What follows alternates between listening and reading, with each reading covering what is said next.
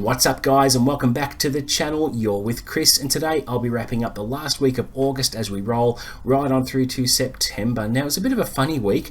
I didn't get a lot of reading done because I was coming out of a reading slump and I got distracted by other things which I'll talk about soon, but I was pretty productive with the content. So let's talk about what I posted first of all. I did put up my review of Doctor Who and the Giant Robot by Terrence featuring the Fourth Doctor.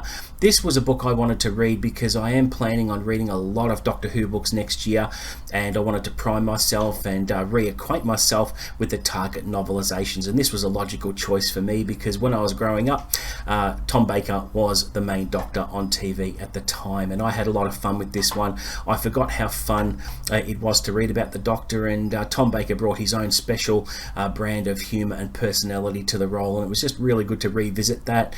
And I really liked how the novel was pretty short, which did help me come out of my reading slump, which is a good thing. And it wasn't a very large commitment. It was a very short book and I mowed through it in no time flat. But looking forward to reading more target novelizations in particular, but I'm also going to branch out next year with the BBC paperbacks that got released in 1996 on top of the film of the same year starring Paul McGann as the Eighth Doctor. There's also the Lost Adventures, or the New Adventures, that I want to look at as well, and there are also new target novelizations as part of the 60th anniversary that I would like to get to as well. But if you haven't looked at that video, please give it a watch because it has only had 16 views. I would like a few more eyes on it, and we'll see how that goes. I also finally put up my ultimate Jack Ryan reading guide. I had been planning that for a little while. I was toying with the idea of putting it into a 4-part video, but I decided all I wanted to do was do a really good series overview and then discuss each book, each and every book in the series very briefly, and recommend some starting points that might assist people who are wanting to pick up the series for the first time. And that was really good to do. It was long overdue because my original video, Why You Should Read the Jack Ryan series, has got a lot of views and still continues to get them now. So I thought the time was right to just release an updated 5 reasons why you should read the Jack Ryan series, which I put at the end of that video. So if you haven't caught it yet, please do, because if you are thinking of reading the series, look no further. It is the video for you. I also put up my reading possibilities for September. Now I call it possibilities and not TBR because I am done with TBRs. I found them too restrictive. I'm very much a mood reader these days, and I've put forward a pretty good list of what I'm excited about, and there may be one extra book or two that actually come in unexpectedly because it depends on what I'm in the mood for to read. But the books I've outlined in that list are very exciting to me, and I've already hit the ground running today, being the 1st of September, with that list. So yeah, it's a really good feeling to finally come out of that reading slump. I also put up my cover reveal for the US edition of Wind and Truth, Book 5 in the Stormlight Archive by Brandon Sanderson. I've been waiting. I had some things ready to go. I had my my thumbnail done and the text for the description done, just waiting for it to be announced. And Friday morning here in Australia, it did pop up on my social media feeds, and quickly jumped in the shower, got in front of the camera and got that reveal done because it had only just been released 8 hours previously. So I was a little bit behind the times, but did want to get some eyes on that one. And just to revisit the cover, which you can see here now, which is absolutely sensational. I'll just revisit it a little bit if you haven't caught the video. I really like what Michael Whalen has done with this cover because he has used the same colors throughout what he has used with the previous books in the Stormlight Archive, which is really good. Brandon Sanderson's name is fairly consistent with the previous books as well as the text for the title, Wind and Truth. I like the fact that we have Dalinar in the foreground, standing on top of a ledge.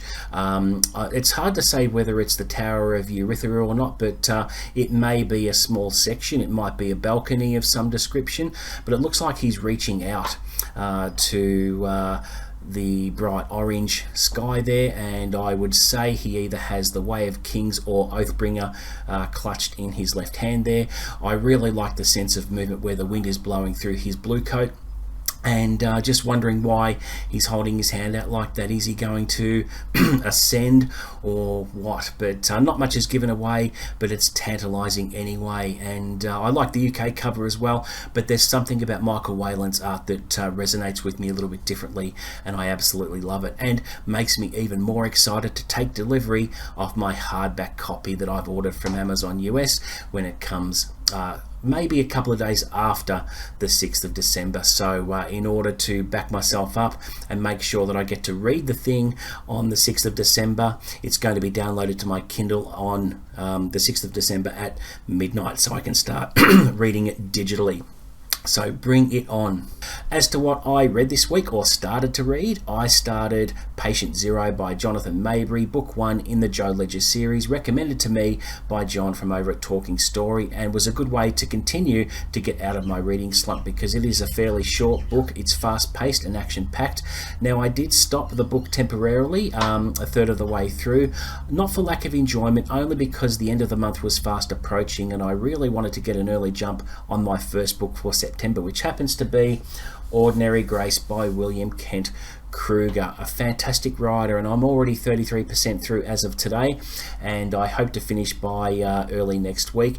This is also the book selected by the Illuminati Booktube group, made up of Dr. Philip Chase, Mike from over at Mike's Book Reviews, Brian from over at Belltube, and John from Talking Story. They're going to get together sometime in September to talk about this, because it's their book club read, and I wanted to jump on that bandwagon so that I can contribute some thoughts in the live chat when it happens. But William Kent Krueger is a fantastic writer. He captures small town life in Minnesota of 1961 very, very well, and I'm just loving it, and I can't wait to share more with you about this book when I review it on the channel when I am done, which won't be too long.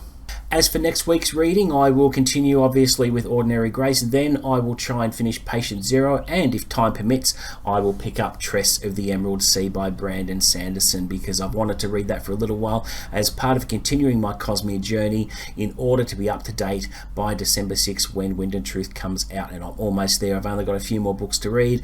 After Tress, I will have 2 more Secret Project books to read, and 3 more actually, and then I'll be completely up to date. And I think I've also got to read Mistborn's Secret History as well, but I'm tracking very, very well with my Cosmere journey, and it's very, very exciting as December draws closer to the release date of Stormlight Book 5. Bring that on. Okay, now for something I watched this week, which wasn't a TV show, it was a trailer for a new supposed movie my wife made me aware of. She said, "Hey, have you checked this out yet? Have a look at it." And it was the supposed trailer for a live-action Simpsons movie starring Adam Sandler as Homer Simpson. Obviously, in the first few seconds of the trailer, I knew it was fake, and I was shocked because of how AI has evolved here. But even though I was shocked, and I know that the movie will never happen, I couldn't help but be intrigued by some of the cast choices here. And I've left a link for this video in the description below, so you can actually have a look and have a bit of a laugh, because some of these cast choices, I mean, you've got Will Ferrell as Ned Flanders, Kristen Wiig as Marge, you've got McKenna Grace as Lisa, Steve Buscemi as Mr. Burns, Neil Patrick Harris as Smithers, Ben Stiller as Moe, and John C. Reilly as Barney, to name a few. So you really should check it out. It's worth a laugh. I can't believe people get roped in, and some of them think that this is real when it's actually not. It's so obvious that it's AI generated, and there's nothing on IMDb to suggest that this movie is being made. Not a bad effort from the creator. I mean, it was very, very interesting and disturbing at the same time, but if you haven't had a look at it, take a look, because it is very, very interesting with some of the cast choices. I didn't reveal all the cast choices, but there are a few extra there to check out. But yeah, it was shocking, and yeah, has pretty much gone viral, so there you go. Okay, so let's talk about some gaming this week, which is a main contributor to my loss of reading time, and I'm fine with that because I had an absolute blast with a new game I bought called Grid Autosport, one of the best car racing games for Nintendo Switch. I was taken in by it straight away. I immersed myself. I'm currently playing in career mode. I'm currently on season 3. You get to join different racing teams. You get lured by different things from different sponsors and that sort of thing. Now, I started off racing for Oakley in the touring cars, and then I moved to Razor, and then I am currently racing for Intel in open wheels, which is fantastic. So I've actually recently qualified for pole position and won a few races there. It's just fantastic, and you can race Formula One. There's heaps of tracks, there's custom upgrades to vehicles. The graphics are absolutely insane, so good, and I'm improving my driving skills because I love car racing games, and have spent a few hours already behind the proverbial wheel or the controller trying to win against all these cars. And some of the tracks can be very challenging. You've got to tweak your brake around sharp turns and things like that, and make sure you follow the green line, and it is a lot of fun, and I expect to enjoy a lot of hours of it. So I have been playing that, and my reading time has suffered as a result, but that's fine. I'm still going to try and balance things out and make sure I get plenty of reading in for the month of September, but I'm also enjoying the hell out of this game.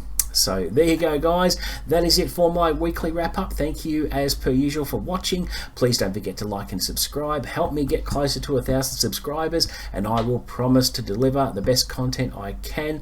Offer up any feedback as below. But until the next video, guys, happy reading.